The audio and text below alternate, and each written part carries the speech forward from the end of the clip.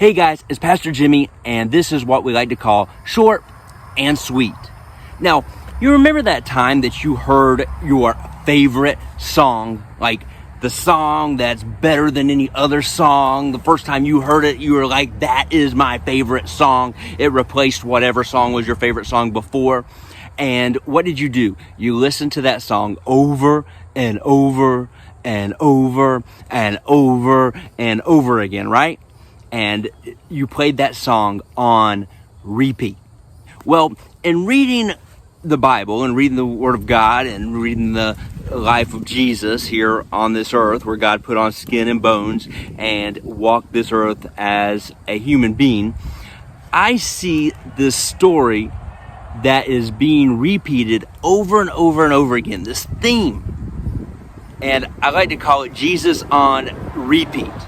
And what is that? It is the fullness of God. It is the fullness. If we want to be full, the completion, if we want to be complete, there's only one way to do that, only one person that can do that, and that is Jesus. Actually, John 1:16, it says we get to receive His fullness. We get to receive it. We didn't earn it. We didn't pay for it. We didn't work for it. We didn't do enough good deeds at the church or open the door enough for people to get it. We just get to receive the fullness of Jesus. We get to receive His fullness. And there's three stories I just want to briefly talk about. And this is what I spoke about this past Sunday. And if you want to listen to the whole thing, it was something like 41 minutes. And if you have that time, you can go to our YouTube channel. You can go to our Facebook page. You can watch it. But if you say, hey, I don't have that kind of time, Jimmy, well, that's why we make short and sweet, and I'm just going to briefly tell you about it. All three of these stories are found in the book of John, and they're pretty close to each other. The first one is found in John chapter 2. It's the first miracle ever recorded by Jesus. He turns water into wine. You remember that? He's hanging out at this wedding. They run out of wine. His mom's like, hey, can you help them out? He's like, it's not my job to do that. But then his mom just said, hey, guys, listen to him. So it's Jesus' mama, so he has to do it, right? I mean, we're going to do what our mama wants us to do. We're going to do it for our mama. So Jesus, then he goes and he tells them to take these water pots. Now, these water pots are not for drinking. I just want you to know that. These water pots most likely are for the hand washing ritual that they did. And so Jesus says, take these water pots. Now, there's 6 of them. There's 6 water pots. Now, I don't know if you know this thing called numerology, this biblical numerology, where these numbers, they represent something.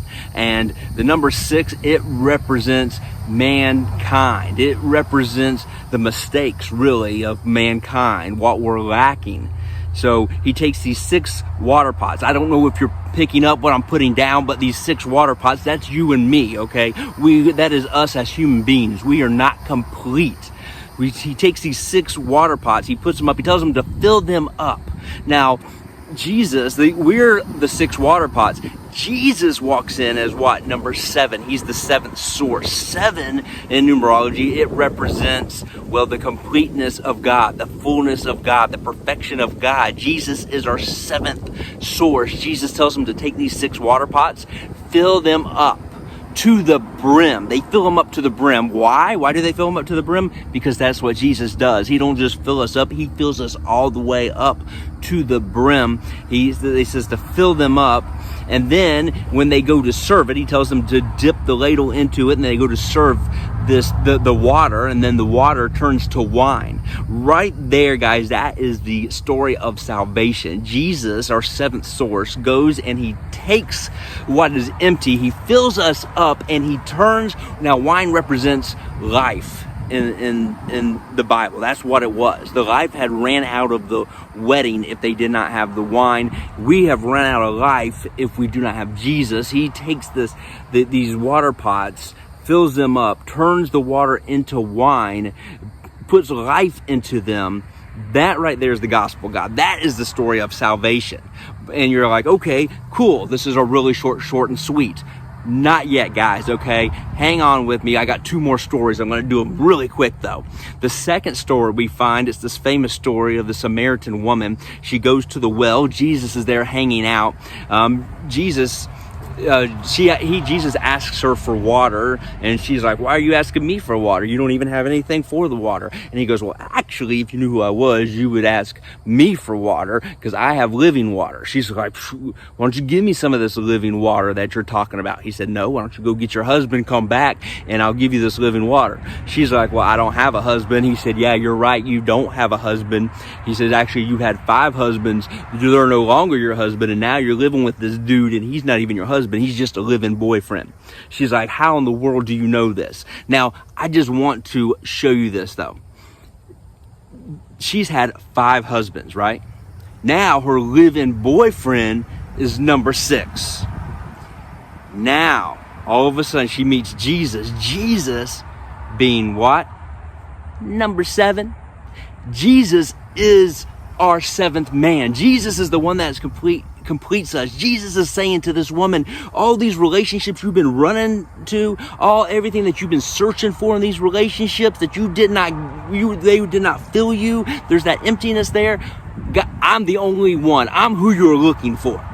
I'm number 7, and I'm the only one that can complete you, can fill you. That's the same thing with Jesus. Jesus is our 7th source, and Jesus is our 7th man.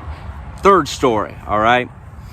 There's this guy, he works for the government. His boy is sick, his son is sick. He finds Jesus. He goes on this 17-mile trip to find Jesus. He goes to Jesus, he goes, you got to come back with me. My boy is sick. I need you to heal him. Jesus is like, oh, don't even worry about it. You just go on back. Go on back home. You don't need me to go with you. He's already healed. The man says, okay, that was easy enough. He starts walking back home. On his way, he's met by his workers, and his workers run up and say, man, you won't believe this. Your son is better. He's been healed. He's recovering. And the guy, he gets all excited, but then he stops and he pauses and he goes, what time did he start feeling better? So workers are like, I didn't really expect you to ask for the time, but I guess now if I think about it now, it was around the 7th hour. Jesus is not only our perfect source, he's not only our perfect relationship, but he is our perfect hour. Jesus is. He's our perfect hour. He's not bound by our time. We rush around and do all these things trying to get everything done. We can just rest in Jesus. He is our perfect hour. Listen, today, if you're feeling like there's something missing and you're feeling like there's something just that is empty within you, and you are searching for that thing to make you complete and make you full, I just want to tell you right now, it's Jesus. He's the only one that can complete you and me. It's Jesus.